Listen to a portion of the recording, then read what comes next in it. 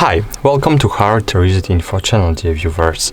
In front of me HUAWEI MatePad Pro 12 and 6 2022, and now I'm gonna show you how to wipe cache on your device. Okay, firstly, just press and hold power button until power menu will appear on your screen. Then click power off and power off.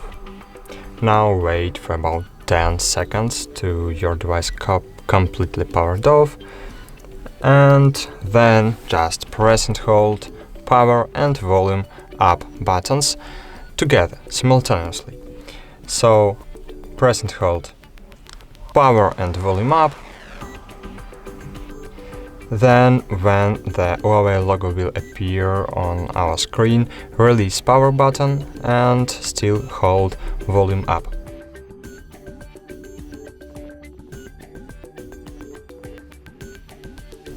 Cool! Now we are in recovery mode.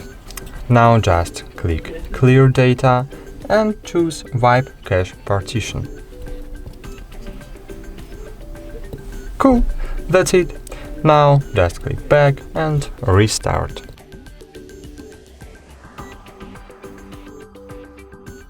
Okay, that's it. Thanks for watching, like this video, subscribe to our channel, and bye! See you!